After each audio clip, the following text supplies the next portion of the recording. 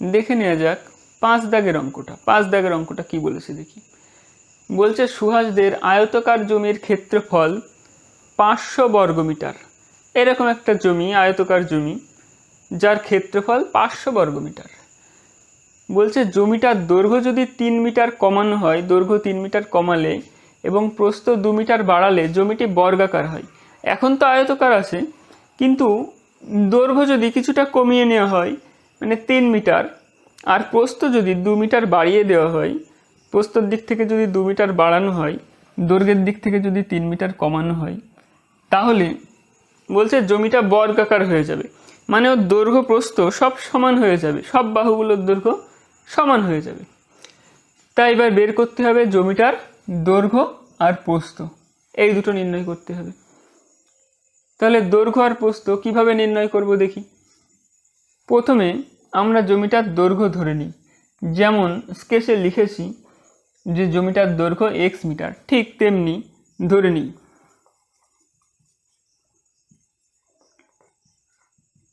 ধরি আয়তকার জমিটির দৈর্ঘ্য x মিটার। এখন বলো, জমিটার দৈর্ঘ্য যদি x মিটার হয়, তাহলে প্রস্থ কত হবে? ক্ষেত্রফল তো আমরা জানি, ক্ষেত্রফল বলে দিয়েছে 500 বর্গমিটার। ক্ষেত্রফল কিভাবে বেরোয়? কোনো জমির, আয়তকার জমির ক্ষেত্রফল বেরোয় তার দৈর্ঘ্য আর প্রস্থের গুণফল দিয়ে। তার দৈর্ঘ্য আর প্রস্থ এর গুণফল 500, মানে ক্ষেত্রফল 500 বর্গমিটার। দৈর্ঘ্য যদি x হয়, তাহলে বলো প্রস্থ কিভাবে বেরোবে? কোনো জমির দৈর্ঘ্য যদি 10 হয়, প্রস্থ যদি 8 হয়, তাহলে জমিটার ক্ষেত্রফল কত হবে? 80। দৈর্ঘ্য যদি জানা থাকে আর ক্ষেত্রফল যদি জানা থাকে, তখন প্রস্থটা কিভাবে বেরোয়? এই 8টা কিভাবে বেরোবে? 80কে 10 দিয়ে ভাগ করলে 8 বেরোবে, মানে ক্ষেত্রফলকে দৈর্ঘ্য দিয়ে ভাগ করলে প্রস্থ বেরোবে। এক্ষেত্রেও আমরা তাই করি। তাহলে জমিটার দৈর্ঘ্য যদি x মিটার হয়, অতএব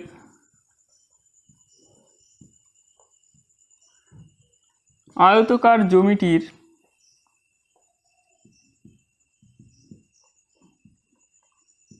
প্রস্থ সমান ক্ষেত্রফল বাই দৈর্ঘ্য, এত মিটার হবে। তারপরে আরেকটা কন্ডিশন বলছে জমিটির দৈর্ঘ্য যদি 3 মিটার কমানো হয় আর প্রস্থ 2 মিটার বাড়ানো হয়, তাহলে জমিটা বর্গাকার হবে। এখন জমিটার তাহলে দৈর্ঘ্য 3 মিটার কমালে দৈর্ঘ্য কত হবে দেখি। দৈর্ঘ্য তো এখন x মিটার, অতএব আয়তকার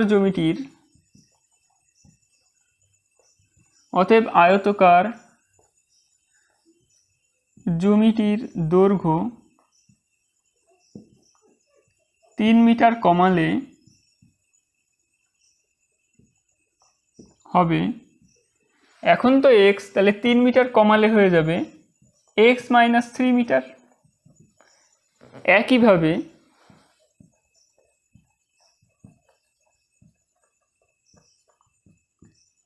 আয়তকার জমিটির প্রস্থ 2 মিটার বাড়ালে কত হবে? 2 মিটার বাড়ালে হবে 500/x ছিল প্রস্থ, 500/x, 2 মিটার বাড়ালে 2 বেশি হয়ে যাবে, এত মিটার। এখন এক্ষেত্রে বলেছিল 3 মিটার কমালে আর 2 মিটার বাড়ালে জমিটা বর্গাকার হবে। বর্গাকার হয়ে যাওয়ার অর্থ কি? কোনো জমি বর্গাকার হয়ে যাওয়ার অর্থ তার দৈর্ঘ্য আর প্রস্থ সব সমান, মানে সব বাহুগুলোর দৈর্ঘ্য সমান। তাহলে আমরা এই রকম লিখতে পারি প্রশ্নানুসারে, দৈর্ঘ্য যা বেরিয়েছে প্রস্থ যা বেরিয়েছে তারা যদি সমান হয়, তাহলে আমরা লিখতে পারি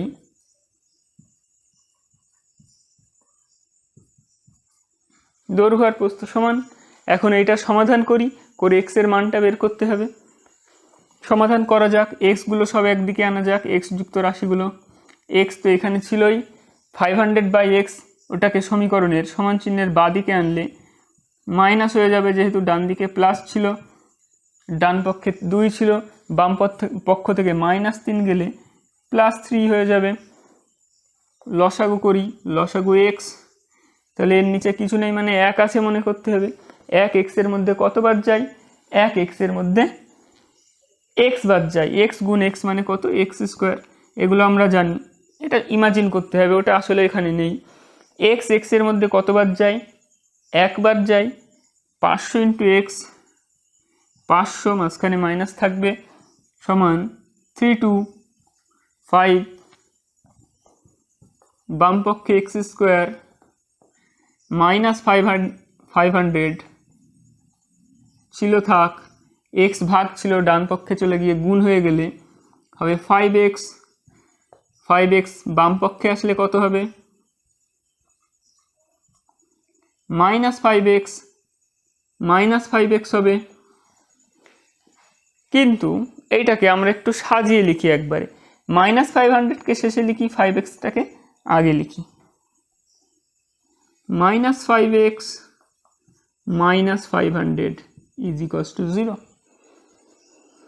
এখন দেখো এই সমীকরণটা, এটার মিডল টার্ম করতে হবে বা মধ্যপদের সহগ বিশ্লেষণ, যেগুলো আমরা ক্লাস 8-এ প্রচুর পরিমাণে করে এসেছি। মিডল টার্ম বা মধ্যপদের সহগ বিশ্লেষণ যদি মনে না পড়ে, ওই জায়গাটা আরেকবার ভালো করে দেখে নাও। ডান দিকে করা যাক, কিভাবে করতে হয় মিডল টার্ম। মধ্যপদের এই যে সহগটা, এইটাকে ভাঙতে হয়, ভেঙে নতুন করে বানাতে হয়। কিভাবে সেটা পাওয়া যায়? এই ধ্রুবক পদটা থেকে পাওয়া যায়। এইটাকে ভেঙে 500কে ভাঙতে হয় উৎপাদকের আকারে। কত দিয়ে? প্রথমে যদি 5 দিয়ে দিই 100 হবে, তারপরে যদি আবার 5 দিয়ে দিই 5 20 100, আরও ভাঙা যাবে, ভেঙে এইভাবে নির্ণয় করতে হয় আসলে। কিন্তু আমার এইটা দেখেই মাথায় চলে এসেছে যে ঠিক কিভাবে 5 আমি নিয়ে আসবো এইখানে। কত? এই 5 × 5, এদের গুণফল কত? 25 × 20, এইগুলোরই গুণফল 500, এইগুলোরই গুণফল 500। তাহলে আমরা এই সংখ্যা দুটোর 25 থেকে 20 বিয়োগ করে 5 তৈরি করতে পারি। তাহলে আমি আর বাড়তি আর ভাঙলাম না, এইটুকু দেখেই আমি বুঝে ফেলতে পারলাম। বেশিরভাগ সময় কি হয়, এই সবগুলো ভাঙতে হয়, ভেঙে এই সংখ্যাগুলোর বিভিন্ন কম্বিনেশন নিয়ে দেখতে হয়। অন্য অঙ্কের ক্ষেত্রে আমরা দেখব, এইটার ক্ষেত্রে যেহেতু সহজেই পেয়ে গেলাম তাই আর দেখলাম না। তাহলে এইটা কিভাবে ভাঙবো? x² বানাতে হবে -5x, তার মানে 25, এইটাকে মাইনাস নিই, -25x + 20x, এই দুটো করলে -5x হবে, শেষে -500 যেমন ছিল তেমন থাকবে, = 0। প্রথম দুটো থেকে কমন নিতে হয়, শেষ দুটো থেকে কমন নিতে হয়। প্রথম দুটোর মধ্যে থেকে কমন কি যাচ্ছে? প্রথম দুটোর মধ্যে থেকে কমন যাচ্ছে x, কারণ x² এর মধ্যে দুটো x এর গুণফল আছে, আর এখানে তো x একটা আছে দেখাই যাচ্ছে। তাহলে দুটো x থেকে একটা x কমন নিয়ে নিলে আর একটা x পড়ে থাকে, -25x থেকে একটা x বাইরে চলে আসলে মানে কমন নিয়ে নিলে -25 থাকে। শেষ দুটো টার্ম থেকে +20 কমন যাবে, গেলে এখান থেকে x পড়ে থাকবে, এইখান থেকে 25 পড়ে থাকবে। কারণ আমরা তো একটু আগেই দেখলাম 25 × 20 মানে হচ্ছে 500, তাহলে 20 কমন নিয়ে নিলে 25ই থাকবে, স্বাভাবিক ব্যাপার, = 0। x - 25 এইখানেও আছে, এইখানেও আছে, কমন নিয়ে নাও। x - 25, এইখান থেকে পড়ে থাকছে এক্সট্রা x, এইখান থেকে পড়ে থাকছে +20, মিডল টার্ম আমরা ক্লাস 8-এ কিন্তু প্রচুর পরিমাণে করেছি, প্রচুর পরিমাণে ছিল। তাহলে এখন আমরা দেখছি এই দুটো সংখ্যামালার গুণফল শূন্য হচ্ছে। তাহলে আমরা বলতে পারি দুটো সংখ্যামালার গুণফল কখন শূন্য হয়? যখন তাদের মধ্যে কেউ নিশ্চিতভাবে 0 অথবা দুজনই 0। কেউ না কেউ ওদের মধ্যে 0 হতেই হবে, না হলে দুটো রাশির গুণফল কখনোই 0 হয় না। নিশ্চিতভাবে কেউ একজন 0। তাহলে হয় x - 25 সমান 0 অথবা x + 20 এটা সমান 0। তাহলে দুটোকেই 0 করে দেখি, আমরা তো জানি না কোনটা সমান 0। কি হয়? অতএব x - 25 = 0 অথবা x + 20 এইটা সমান 0। x - 25 সমান 0 হলে x সমান কি হবে? 25। আর এইখান থেকে কি পাচ্ছি দেখি x এর মান, x সমান কি হবে? -20। তাহলে x এর এই দুটো ভ্যালু পসিবল, হয় x সমান 25 হবে, না হলে x সমান -20 হবে। এখন দেখি x আমরা কি ধরেছিলাম? x আমরা ধরেছিলাম আয়তকার জমিটার দৈর্ঘ্য। এখন বলো কোনো জমির দৈর্ঘ্য কি মাইনাস হতে পারে, মানে নেগেটিভ মান হতে পারে? কোনো জমির দৈর্ঘ্য বা প্রস্থ কিন্তু নেগেটিভ হতে পারে না। তাহলে এই যে x এর নেগেটিভ ভ্যালুটা বেরোলো, এইটাকে আমরা ইগনোর করে যাব। এইখানে কি লিখব? এটি অগ্রাহ্য, মানে ওটাকে আমরা গ্রাহ্য করব না, কারণ দৈর্ঘ্য ঋণাত্মক হয় না।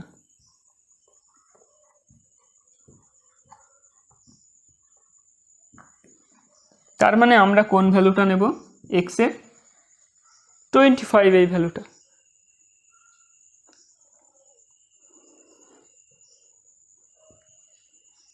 তাহলে এখন আমাদের দৈর্ঘ্য আর প্রস্থ নির্ণয় করতে বলেছিল, তার দৈর্ঘ্য তো বেরিয়ে গেছে, তাহলে লিখে দিই। অতএব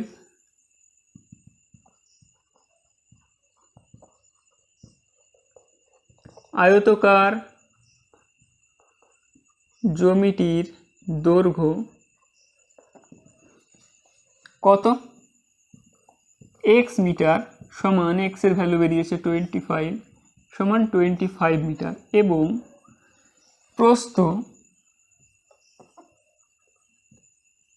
প্রস্থ সমান আমাদের কত ছিল? প্রস্থ সমান ছিল 500/x। তাহলে 500/x মানে কত? x মানে 25 এত মিটার, 500/25 করলে কত হবে? 20 মিটার। এটাই অ্যান্সার।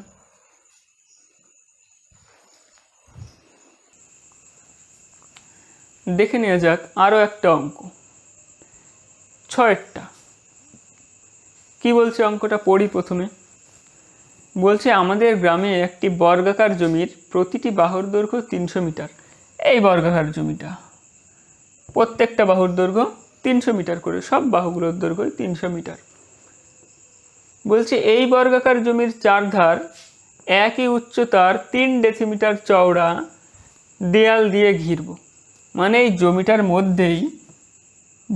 মধ্যেই চারদিকে দেওয়াল দিতে হবে সমান চওড়া। দেওয়ালটা কতটুকু চওড়া? আবার দেওয়ালটা আবার 3 ডেসিমিটার চওড়া। এইটা বলা আছে মিটারে, মানে জমিটার যে বাহুর দৈর্ঘ্য সেইটা বলা আছে মিটার, 300 মিটার। আর দেওয়ালটা সেই তুলনায় খুবই সরু, 3 ডেসিমিটার, এর চেয়ে ছোট এককে বলা আছে, মিটারের চেয়ে ছোট এককে। আমরা জানি 1 মিটার সমান 10 ডেসিমিটার, সেই ডেসিমিটারে বলা আছে। তা বলছে হিসাব করে দেখি প্রতি 100 বর্গমিটার জমিতে 5000 টাকা খরচ হলে দেওয়ালের জন্য কত খরচ পড়বে। মানে 100 বর্গমিটার জমিতে 5000 টাকা করে খরচ পড়বে। এইটা আবার বর্গমিটার বলা আছে, এইটা ডেসিমিটার। আবার খরচ বলা আছে প্রতি বর্গমিটারে 100 বর্গমিটারে 5000 টাকা। বলছে দেওয়ালের জন্য কত খরচ পড়বে, মানে এই যে দেওয়ালটা দেব কত খরচ হবে। তা পরপর স্টেপে স্টেপে অঙ্কটা করা যাক। দেওয়ালের জন্য খরচ বের করতে গেলে প্রথমেই ব্রেন ম্যাপিং করে নেওয়া যাক যে কি কি আমরা করব, স্টেপগুলো কি কি। যেহেতু দেওয়ালের জন্য প্রতি ক্ষেত্রফলে এই যতটুকু ক্ষেত্রফল আছে এই ক্ষেত্রফলে হিসাব বলা আছে, তাই রাস্তাটা এই দেওয়ালটা কতটুকু জমির উপরে আছে সেই জমিটুকুর ক্ষেত্রফল আগে আমার লাগবে। তাহলে জমিটার ক্ষেত্রফল কিভাবে করব, স্টেপে স্টেপে দেখা যাক। প্রথমে দেখি সম্পূর্ণ জমিটার ক্ষেত্রফল কত নির্ণয় করতে পারি কিনা।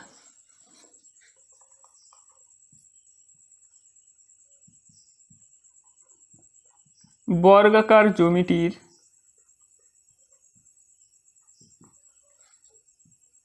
প্রতিটি বাহুর দৈর্ঘ্য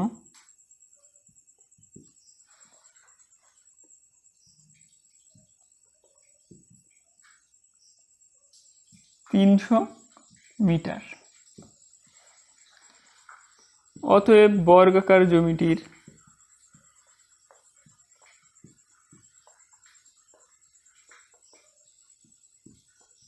ক্ষেত্রফল কত হবে।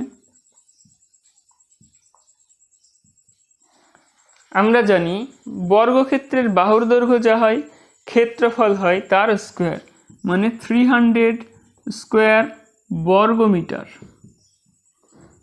300 স্কোয়ার মানে কি 300 ইন্টু 300, 3 গুণ 3 9, এখানে দুটো শূন্য তাহলে 4টে শূন্য আসবে, বর্গমিটার। এখন বলো রাস্তাটা 3 ডেসিমিটার চওড়া, কিন্তু এই সবগুলোকে একই এককে আনতে হবে। কেন একটু পরেই দেখতে পাবে। একই এককে না আনলে যোগ বিয়োগ করা যাবে না। রাস্তা নয়, সরি, এটা ভিতরে দেওয়াল দিতে হবে।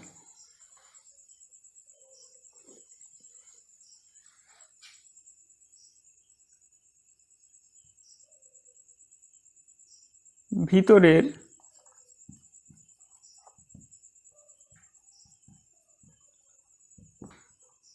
দেওয়ালটি চওড়া 3 ডেসিমিটার। ডেসিমিটার থেকে যদি মিটার এককে নিয়ে যাই তাহলে আমাদের কি চেঞ্জ আসে, মিলি সেন্টি ডেসি মিটার, মানে মিটার বড় একক, সেইখান থেকে ডেসিমিটার, মানে আমাদের এখান থেকে আমরা কি করছি ডেসিমিটার থেকে মিটারে, মানে ছোট একক থেকে বড় এককের দিকে যাচ্ছি। তাহলে 10 দিয়ে ভাগ হবে, 3/10 মিটার হয়ে গেল। 10 দিয়ে ভাগ করলে কি হয়, পিছন দিক থেকে এক ঘর পরে গিয়ে দশমিক বসে যায়, পিছন দিক থেকে এক ঘর পরে গিয়ে দশমিক বসে, আর এক সামনে একটা শূন্য দিয়ে দিলাম দশমিকের আগে, এত মিটার। কেন দেওয়ালটার যে চওড়া দেওয়ালটা কতটুকু সেইটা মিটারে করলাম, এখনই দেখা যাক। এই যে ভিতরের জমিটুকুর ক্ষেত্রফল আমাদের বের করতে হবে। কেন বের করব এটাও একটু পরেই বলছি। তা বলো ভিতরের জমিটার ক্ষেত্রফল বের করতে গেলে এইটাও তো বর্গাকার জমি, এইটাও বর্গাকার জমি, তাহলে এর ক্ষেত্রফল বের করতে গেলে এর ওই বাহুর দৈর্ঘ্যটা প্রয়োজন। বাহুর দৈর্ঘ্য কতটুকু সেটা প্রয়োজন। কিভাবে বেরোয় বাহুর দৈর্ঘ্যটা, এইখানে এই জায়গাটুকুই একটু বোঝার জায়গা, এই অঙ্কটাই সবচেয়ে বেশি ইম্পর্টেন্স, এই জায়গাটুকু।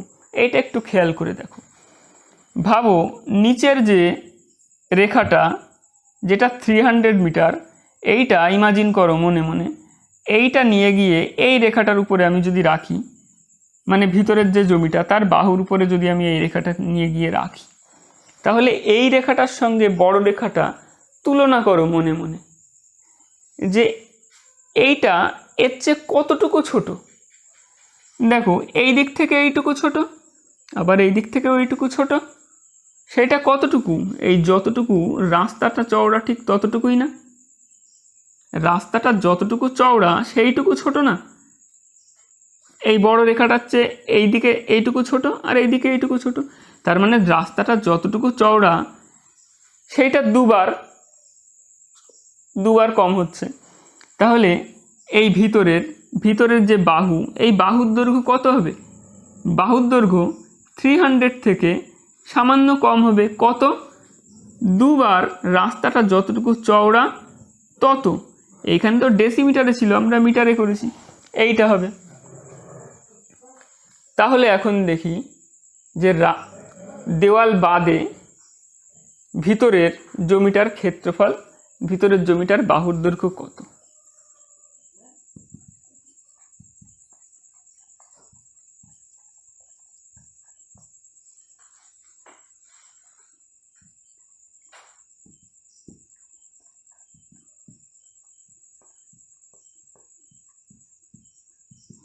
রাস্তা বাদে বর্গাকার জমিটির বাহুর দৈর্ঘ্য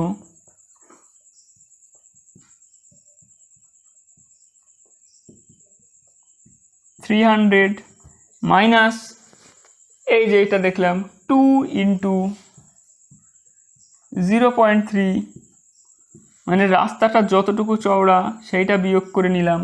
কত হবে? 300 মাইনাস 0.6, 3 দুকানি 6, বিয়োগ গুণ নিশ্চয়ই করতে পারো, এত মিটার। এখন যারা যোগ বিয়োগও ভালো পারো তারা এটা মনে মনেই করে ফেলতে পারবে 0.6 বিয়োগ করলে কি হবে। এইটা এইখানেই করা উচিত, এইটা রাফে গিয়ে এই ক্লাসে আর করা উচিত না, এখন বড় হয়ে গেছো।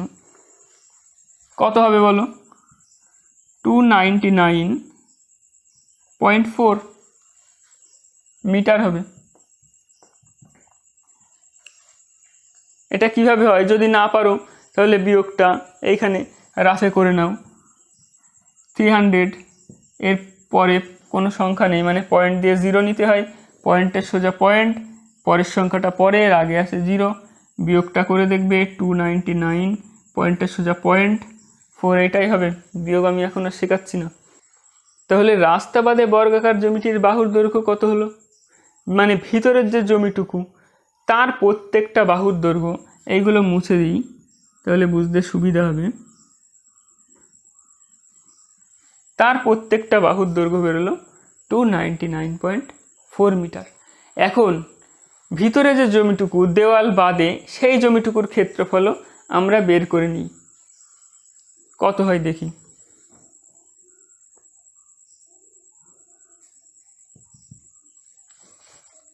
সরি, এটা রাস্তা বাদে না, এটা অ্যাকচুয়ালি দেওয়াল ছিল, দেওয়াল বাদে।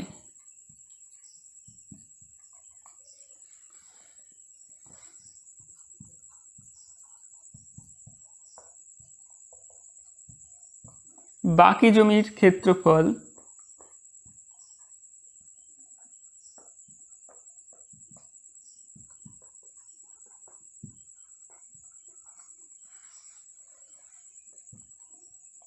(290.4) এর স্কোয়ার বর্গমিটার। কেন? কারণ ভিতরের জমিটাও একটা বর্গাকার জমি, আর বর্গক্ষেত্রের বাহুর দৈর্ঘ্য জানা থাকলে তার ক্ষেত্রফল কিভাবে বেরোয়? বাহুর দৈর্ঘ্যটার স্কোয়ার করলে বেরোয়, এইটা আমরা জানি। এখন 299.4 এর স্কোয়ার মানে কত? 299.4 ইন্টু 299.4। এবার গুণটা তোমরা রাফে করে নেবে, এখন যেন বলো না যে গুণ করতে পারবে না, গুণটা নিজেরা করে নেবে। আর একটা কথা, পরিমিতিতে এই ধরনের গুণ যোগ বিয়োগ এই ক্যালকুলেশনগুলো একটু বেশি আসে, সুতরাং এইগুলো খুব ভালোভাবে আরেকবার রপ্ত করে নিতে হবে, কিন্তু খুব বেশি পরিমাণে কাজে লাগবে। গুণটা করলে তোমরা পাবে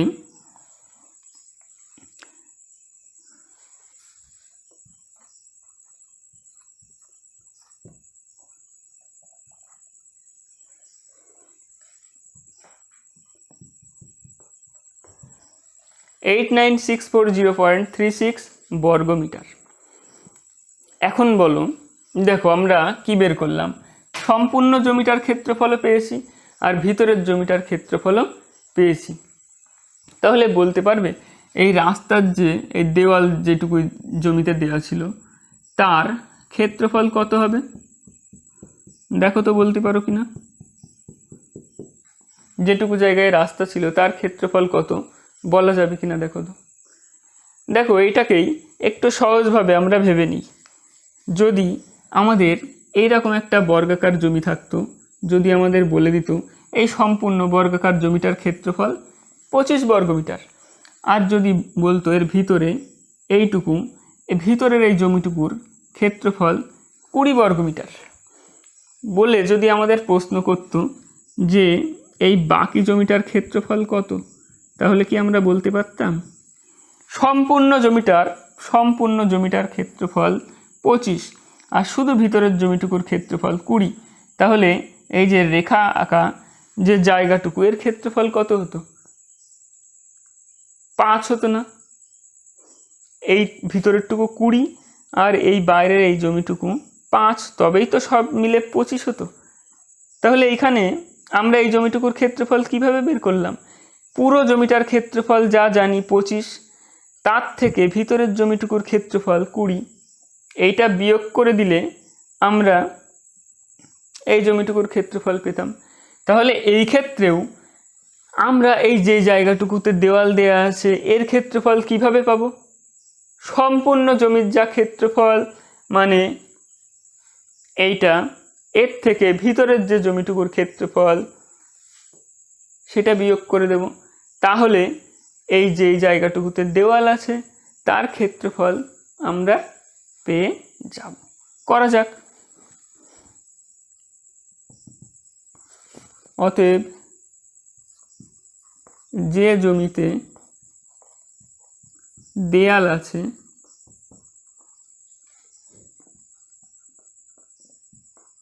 তার ক্ষেত্রফল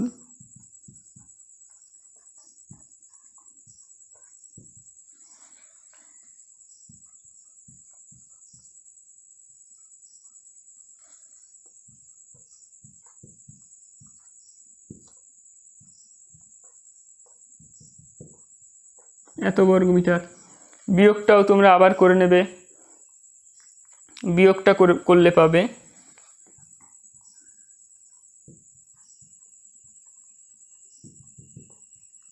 359.64 বর্গ মিটার। এখন কি বলেছে দেখো, খরচ পড়ার সময় কেমন খরচ পড়বে? প্রত্যেক 100 বর্গমিটার জমিতে খরচ পড়বে 5000 টাকা। তাহলে আমরা হিসাব করে দেখি প্রত্যেক 1 বর্গমিটার জমিতে কত করে খরচ পড়বে। তাহলে আমরা বের করে ফেলতে পারবো যে আমাদের দেয়ালের যা ক্ষেত্রফল তাতে টোটাল কত খরচ পড়বে। তাহলে এই লাইনটা আমার আবার লিখতে হবে,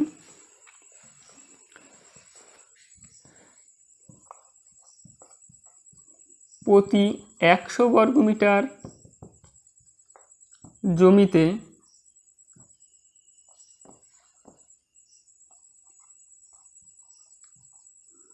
$5000 টাকা হিসাবে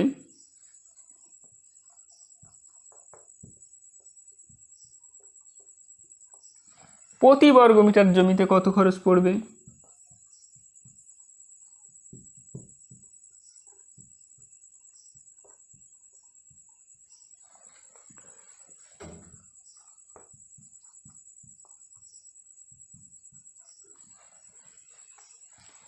একশো বর্গমিটারে যদি 5000 টাকা খরচ পড়ে তাহলে এক বর্গমিটার জমিতে কত খরচ পড়বে?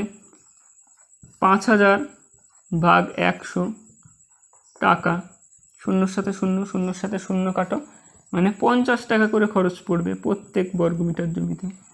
তাহলে আমাদের দেওয়ালে টোটাল কত বর্গমিটার জমি ছিল? 359.64 বর্গমিটার।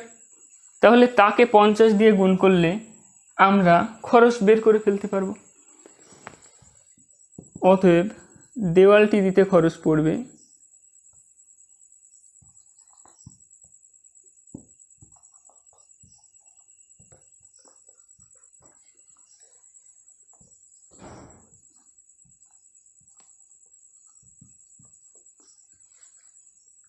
$359.64 into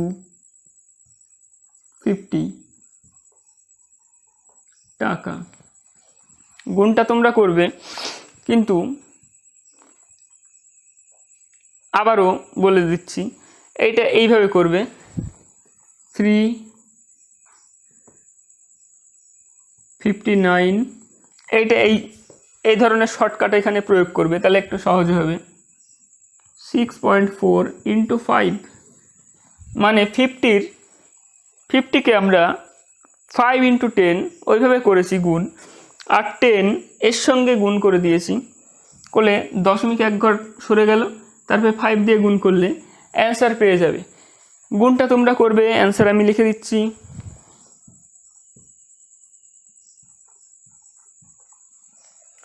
17,982, এটা অ্যান্সার হবে। এত টাকা খরচ পড়বে।